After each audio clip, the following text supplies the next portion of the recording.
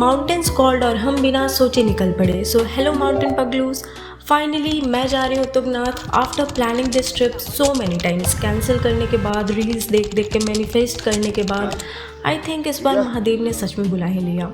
सो जो लोग बेड पे लेटे लेटे बस सोच रहे हैं रील्स देख कर कि यार मुझे भी पहाड़ों में जाना है, than welcome, because today's episode is basically 3 sleep deprived people, 0 planning, budget struggles, mountain chaos and one very delusional trip. So grab your chai और चलो हमारे साथ देहरादून से Tungnath. So firstly introducing the team. The calm in our chaos, our aesthetic queen and who is in under control even when nothing is in control. Full time, I've got this energy, part time reality checker for our plans who speak like everything is sorted, but life always has other plans. The one behind the lens, the trip planner, and the person who believes that every moment deserves to be captured. तो हम लोग सुबह के 6 बजे अपने bags लेकर निकल पड़े देहरादून बस स्टैंड के लिए। बस स्टैंड पहुंच के हमने देहरादून से ऊखीमठ की टिकट्स ली और ऑब्वियसली हमने ब्रेकफास्ट में खाई है मैगी, क्योंकि उसके अलावा तो सुबह हमें क्या ही मिलता। देन फाइनली बस निकली and slowly the view started getting prettier.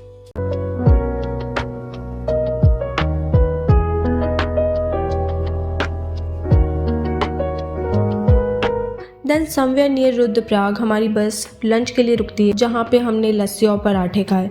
और भाई इतनी ज़्यादा गर्मी थी ना उस दिन, मतलब जो लोग सोच के जा रहे हैं कि पहाड़ों में तो ठंड होगी, नो, एटलीस्ट रुद्रप्रयाग तक तो बिल्कुल नहीं थी, सेम ही वेदर था। देन जब हम श्रीनगर में पहुँचे तब मौसम काफ़ी बेटर हो चुका था।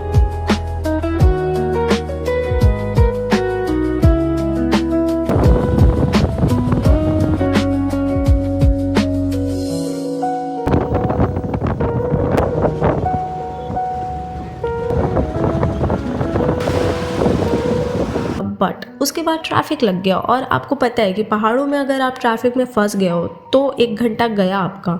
तो जो बस हमें 8 घंटे में पहुंचाने वाली थी उसे 10 घंटे लग गए। बट समहाउ फाइनली हम लोग ऊखीमठ के लास्ट पॉइंट पे उतरते हैं और ऑब्वियसली फिर से भूख लग गई थी तो हमने समोसे और छोले खाए। Then came the real struggle, Chopta की टैक्सी। और अगर आप कभी जा रहे हो ना, important information, mountain sharing taxis तभी चलती है जब इनफ लोग हो। मतलब अगर आप 2-3 लोग हो और सोच रहे हो अरे शेयरिंग मिल जाएगी, मिल तो जाएगी बट उसके लिए 10 लोग इम्पॉर्टेंट है तभी वो टैक्सी चलेगी, otherwise they charge so much. But somehow हम लोग चोपता के लिए निकले and by the time we reached रात के ऑलमोस्ट 10 बज गए थे। और भाई उसके बाद रूम हंटिंग, लिटरली 4-5 हज़ार के रूम्स, और रूम्स भी ऐसे जिसमें पता नहीं गाय भैंस जिन्हें रखा जाता है ना वैसे वाले रूम्स थे वो, ठीक है ना, बाथरूम था ना, सही बेड थी, कुछ नहीं था। और हमारी यही गलती थी कि हमने पहले से बुक नहीं किया था, काफ़ी सडन प्लान था तो हम लोग बस ऐसे ही निकल गए। एट वन पॉइंट हमें लगा कि हम लोग आज रोड पे ही सोएंगे, बट देन पता नहीं कहाँ से एक भैया आ गए एंड फाइनली अराउंड 2200 में हमें एक रूम मिला जो बेटर सोने लायक था, which honestly felt like a winning survival show. Only problem वो मेन चोपता मार्केट से काफ़ी अंदर था, मतलब ट्रैकिंग नेक्स्ट मॉर्निंग स्टार्ट होने से पहले भी हमें ट्रैक करके रूम तक जाना पड़ रहा था।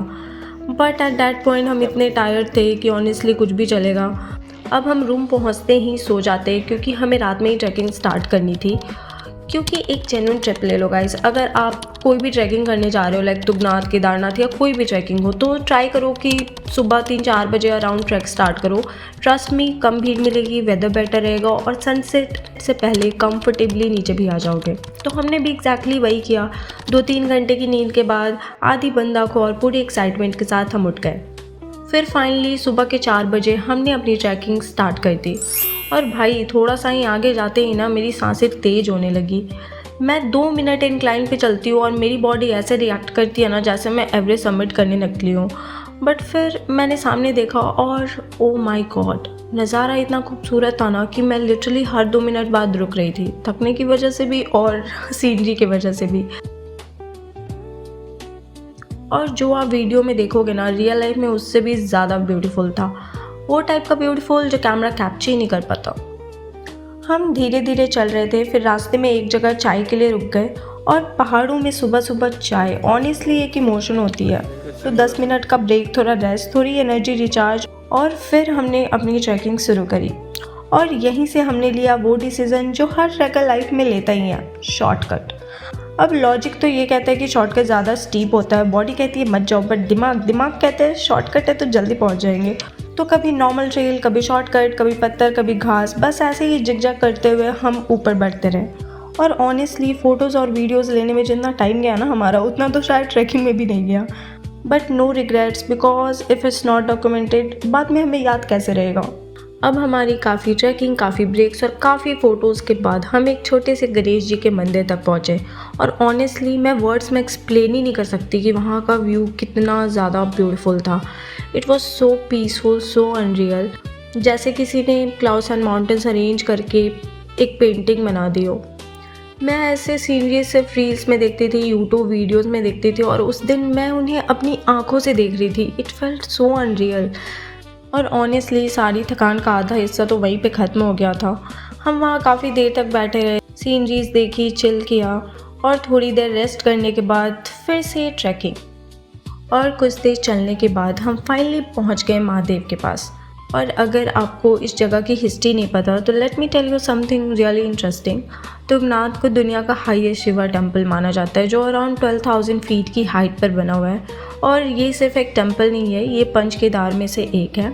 यहाँ पे महादेव की बाहों की पूजा की जाती है ना। ऑनेस्टली हिस्ट्री पढ़ने में तो अच्छी लगती है, but standing here after trekking for hours, being completely exhausted and then seeing this temple in front of you, it's different. और फिर अचानक रियलाइज़ होता है ये मंदिर 1000 साल से भी ज़्यादा पुराना है। मतलब सोचो यार, कितने लोग यहाँ तक ट्रैक करके आए होंगे, कितने प्रेयर्स, कितने थैंक यूज़, कितने लोग अपनी लाइफ के बेस्ट और वर्स्ट फेज़ में यहाँ आए होंगे। तो आज उन 1000 लोगों के प्रेयर्स और स्टोरी के बीच में हमारी भी एक छोटी सी स्टोरी ऐड हो गई है। और पता नहीं क्यों, but that thought made me a little emotional, because for a moment ऐसे लगा जैसे हम एक सिर्फ टेम्पल विजिट नहीं कर रहे, हम उसकी एक हिस्ट्री का टाइनी सा पार्ट बन गए थे। बट हमें भगवान के दर्शन के लिए अभी और इंतज़ार करना था बिकॉज ऑफ द लाइन। और लाइन भी ऐसे वैसे नहीं, हम लगभग 1.5 घंटे तक वेट करते रहे। और उस बीच में ये सोच रही थी कि अंदर जाके मैं क्या बोलूँगी, बिकॉज लेट्स बी ऑनेस्ट, जब आप इतनी दूर ट्रैवल करके इतने हिस्टोरिकल प्लेस पे पहुँचते हो ना, तो लगता है कि you should say something important, जैसे महादेव के साथ फाइनली डायरेक्ट कॉल कनेक्ट हो गया हो। बट एनीवे, अंदर जाके मैं भगवान को देख के सब कुछ भूल जाती हूँ, तो मैंने बस थैंक यू बोला।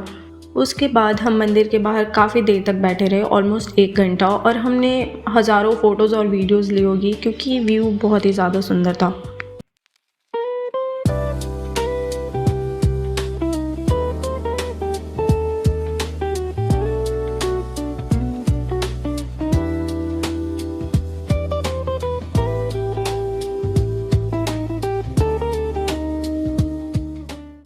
Then we went to eat something, क्योंकि हमें उसके बाद चंद्रशिला ट्रैक भी करना था।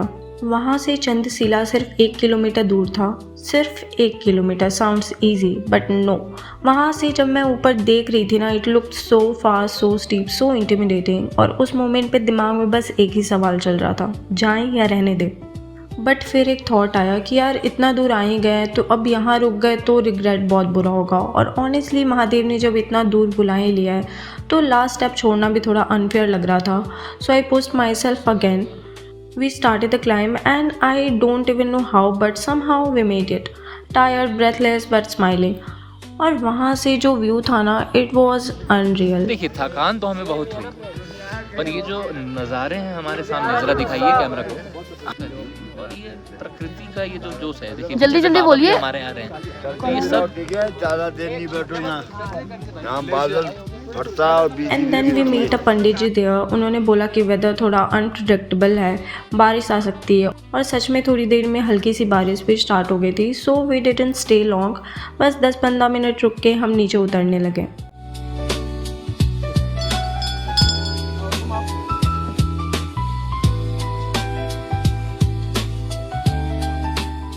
और नीचे उतरना सरप्राइजिंगली इजी लग रहा था, बट उस वक्त एक अलग ही फीलिंग थी। मैं बस यही सोच रही थी, यार आई एक्चुअली डिड दिस।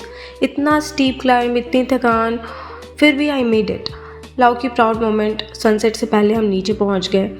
फिर नीचे आके हमने खाया खाना और honestly that food tasted like peace. फिर याद आया, ओ वेट, होटल से बैग्स भी तो लेने हैं और होटल ऑलमोस्ट आधे किलोमीटर का और ट्रैक।